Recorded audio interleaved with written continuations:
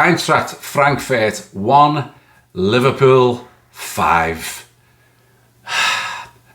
That's the Liverpool we know and love. It's like the sun's come out. It feels like spring or summer. Everyone's happy again. That was a brilliant performance to a man from the entire squad, not just the team, the squad. That was a manager making the necessary changes that were also progressive changes, and not just to the personnel but to the tactical setup of the team as well. We pressed, we harried, we showed energy, we showed intent, we showed aggression. It was all there today. Everything that's been lacking was there. We had flying fullbacks, not static fullbacks. We pressed Frankfurt for the entire 90 minutes, apart from one little blip where we completely switched off and conceded a goal. We were quite magnificent today. And there was no complacency. We saw the reintroduction of Robbo, the reintroduction of Frimpong until he got injured, the reintroduction of Ekatike, and he worked a treat. I was slightly disappointed when the team was announced that there was still no Chiesa, although because of an injury to Isaac, he did get 45 minutes. And, you know, I've been a critic of Gakpo on the left-hand side, and he was retained on the left-hand side, but he put a hell of a shift in today. Got a goal and assist, so fair dues. Want to see more of it, Cody, on a consistent basis, mate. The other thing I was a little concerned about was the partnership of Wirtz and Jones, although I have said in the past that if you're going to partner them together, you got to have the legs of Szoboszlai. And with Szoboszlai being box to box and Jones sitting back and Wirtz in the hole, it worked a treat. So any concerns I had were gone after the first sort of 20 minutes of the game. But the big call, and the right call, was that Mo Salah was given a rest. And everybody, or majority, there was one fella who got at me, but the majority of people knew it was time for Mo Salah to have a break. And it was the right decision. By the way, if you need any validation, it was the right decision. Owen Hargreaves, before the game, said it was the wrong decision. So there you go. Validated right there. Now, as for Frankfurt, so you don't know what to expect from them because they're sitting 7th in the Bundesliga.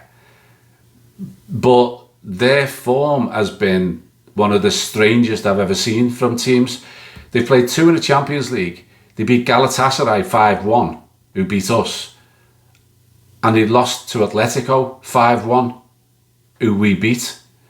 So, no mugs. If you're beating Galatasaray 5-1, and by the way, this Frankfurt team as well has averaged across the entire season so far 3 goals per game. They've been scoring for fun, but they've also been conceding a hell of a lot of goals as well. And you could see why today. In fact, in the last 7 games they've played, they've conceded 22 and they've scored 18. Now, the strange thing for them is they started with both of their top scorers on the bench. And I listened to the manager talking about it before the ball was kicked. And he seemed to fear Liverpool to the extent that he put a team out there without their 2 main striking outlets. I suppose trying to get more control into the defence and midfield, but didn't really work. It looked like it might work for the first 10 minutes of the game, but after that, they didn't lay a glove on us. So I'll just go through the game in a little bit of detail. First half, we started nervously and tentatively for the first 10 minutes or so. And we did allow them one big chance that Mamardashvili saved. It was given offside, but it wasn't. It would have counted had he not saved it. Then we got Isaac down the other end. A brilliant chip from Dominik Szoboszlai. And Isaac got on the end of it, but couldn't beat the keeper. And then, as the game progressed, we started to gain control. And I was feeling quite comfortable. But then, as has been typical of us of late, Wirtz was too easily beaten at the corner flag, and they just sprang forward, had no resistance at all, just walked through our midfield to the right-hand side of the box. We had cover, but the guy took a pot shot and it went straight through everyone and into the bottom corner, and we're 1-0 down. And that was the 5th game in succession that we've gone 1-0 down. And when you consider we've lost 6 of our last 16 away games, that's the last thing you need. And in that environment too, this was a hell of a crowd and making a hell of a noise. And we're 1-0 down again, so the nerves are going to set in. And that, for a spell, did give Frankfurt a lot of confidence, and he started knocking the ball around, and I was fearing the worst for a few minutes there. We're 1-0 down, and it's the 18th goal we've conceded in the last 13 games. So you're thinking, oh my God, you know, we're 1 down already. Can these score again? Because as I say, they've been scoring 3 a game. But it wasn't to be. We slowly regained control of the game. Conor Bradley had a free header from a Gakpo cross. That was well saved by the keeper. But then, the moment that changed everything. Andy Robbo got the ball and he put a through ball to Ugo Ekitike. But I want to talk about this for a minute. As an ex-striker myself, which I was, not bad either, but everything that Ekitike did was absolutely top class. His run from deep was perfectly timed. The ball went into his path, but he still had a lot to do. His run across the defender was perfectly done. It took the defender out of the equation. Then he looks up twice and he assesses the situation. He assesses where the goalkeeper is, and his finish was calmness personified, and it was the exact right finish. The run was perfect. The run across was perfect. The way he looked up to assess his options was perfect, and the shot was perfect. And it changed everything, as I said, because the belief came flooding back into the team. We don't score in the first half. It's been a month since we've scored a first half goal, and that was against Southampton. But then the body language of the team changed, the intent, the ambition, the aggression, everything then was on the front foot. Minutes later, a corner. We scored from a corner. Virgil, bang, great in-swinging corner from Gakpo, and Virgil just powers it home. And it went up a level again. The speed, the intensity, the energy, the swiftness of everything we were doing. And they couldn't cope. We get another corner, and this time it's Konate from a Szoboszlai cross, and he powers it home as well. And we're on cloud 9. This is now going exactly the way we want it. We get to half time, it's 3-1, and finally it's a first half performance to applaud. Thoroughly deserved. The initial nerves were there to see, but we were full value for a 2-goal lead. Now, what do we normally do when we have a 2-goal lead this season? We give up the next goal due to complacency, and that was my fear, because we've done it too often. But there was none of it. None of it. We came out. Unfortunately, Isaac he felt something in his groin, so had to come off, and Chiesa got a full 45 minutes, which was a positive, but it's a negative, of course, with Isaac. And we went straight at them again. We started the second half the way you want to start a second half when you're 3-1 up. We didn't give them a chance.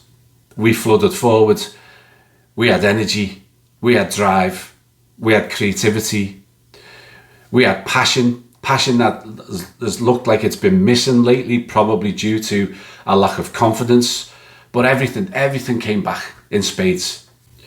Andy Robbo puts a header over the top of the defence, and Chiesa does an overhead bicycle kick that just goes wide. Would have been a classic had we scored. Cody Gakpo was winning his challenges. One particular one, he outmuscled the defender. The defender had to grapple him to the ground, and get booked to stop him, and I was applauding like it was a goal. Florian Wirtz had a great free kick, which was tipped over by the keeper. By the way, in this entire game, we had 94% pass accuracy. I don't know if that's a record, but I've been tracking this for a long time, and we sometimes hit 90, possibly 91, but 94 is incredible. And I reckon a lot of those 6% of inaccurate passes would be because we were trying to be creative and putting through balls that didn't quite make it. It was a passing masterclass throughout. And by the way, I'm not having it. If you're going to write in the comments that, yeah, well, it was only against Frankfurt, you know, it's irrelevant, because this team beat Galatasaray 5-1 and they've scored 3 goals a game on average this season. So you can't just put it down to, I already had one Everton mate of mine send me through, good game, but Frankfurt were crap. No, not having it. It was the brilliance of the Liverpool display that won this game.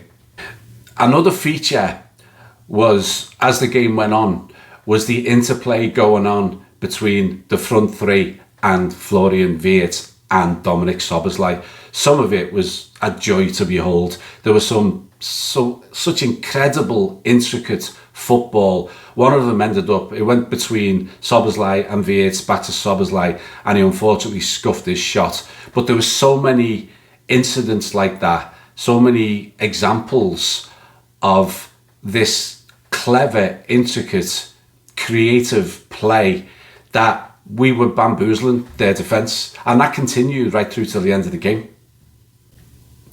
And that was the reason for the 4th goal. Szoboszlai, again from deep, to Wirtz, who had made a wonderful run, and he puts it across for Gakpo to just tap it home. Magnificent. And then we were running riot. The ball comes to Szoboszlai, 22 yards out.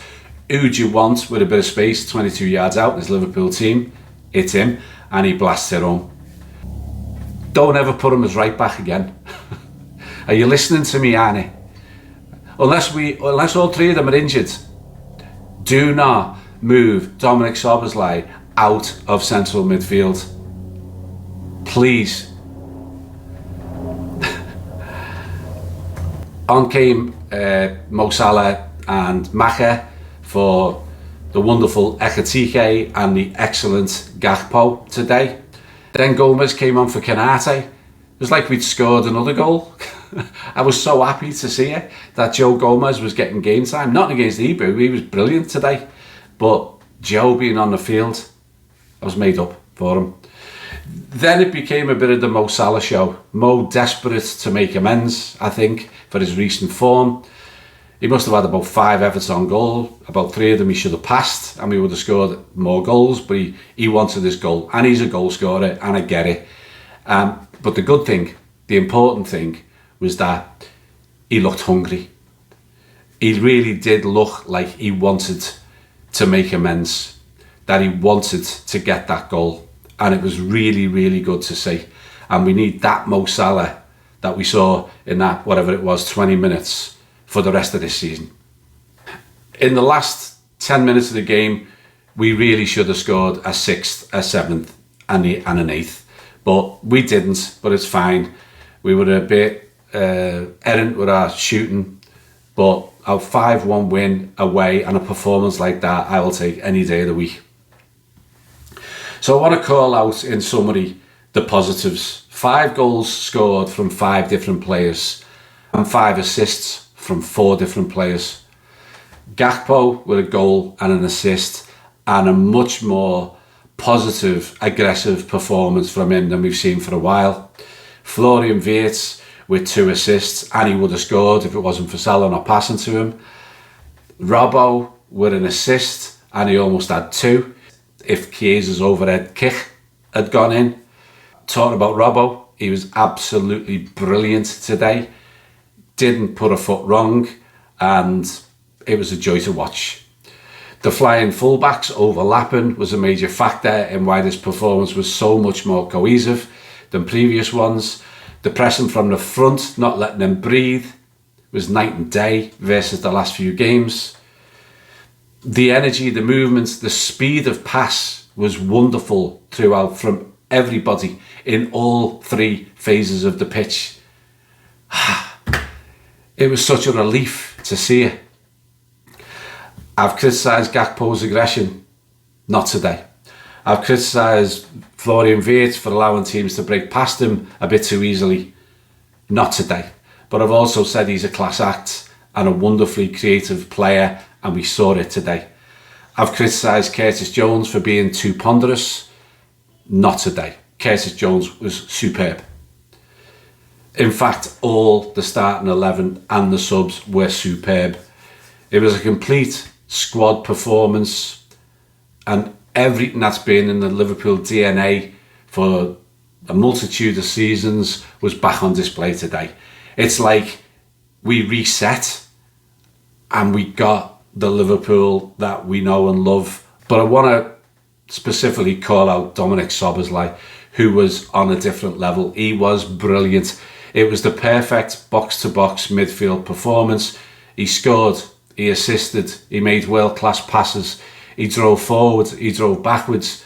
One time he lost the ball, and before the Frankfurt player could get away, he'd recovered and got it back again, and away he went. It was a masterclass of a midfield performance from him again. We had 17 shots today, 14 of them on target, and 5-1 flat as Frankfurt. 8-1 would have been a truer reflection. Now, I do want to call out Arne Slot though for his post-game comments, because I was a bit irritated. He said two things. These were the main two themes of his interview, the one that I saw on TNT. One of them was that the only difference in this game was that in these other games, other teams scored set pieces, and in this game we did. No, Arne, there was a hell of a lot different. The second one that he said was that the other difference in this game versus the other games was that we took our chances. Again, no. There was so much difference. There was so much to applaud. He almost made it seem as if he was making excuses for the previous ones. Well, if we'd scored set pieces and defended a bit better and converted our chances, we'd have won them games as well. No, this was a performance on a different level. And take the credit, because it was your changes and your approach to this game that was significantly better than the approach to some of the previous games. So, come on, mate. Like, admit that some things in previous games were probably the wrong decisions and they were put right today. Not wrong with doing that. So now it's back to the cut and thrust of the Premier League. So this was great, but we got to get back to winning ways this weekend too, against Brentford, who I tipped to go down and who were absolutely magnificent the other day against West Ham. I watched that game and I could not believe how good they were. I couldn't believe how bad West Ham were, but that, again, that's using the old, well, you're only playing rubbish excuse. They were superb. Brentford should have won that game about 6-0. And they were playing really fluid football. I'll do a whole pre-game video about it, but they're not going to be easy because they're going to be on a high after the way they performed against West Ham. Now, they're probably not on the high that they were before they watched this today, because they've looked at that and thought, oh crap, Liverpool are back. But they're still going to be confident at home after the way they put West Ham to the sword. Of course, they've got a few ex-Liverpool players as well who'll, all ex-players want to get one over on the previous employer. But play like we played today, and we should have more than enough to see off Brentford. Anyway, let's all go and enjoy it. I'm on a high. First time I felt happy after the game for a long time. It was brilliant to watch. You'll never walk alone. I'll see you soon. All the best. Cheers. Ta-ra. Oh, and thanks for subscribing.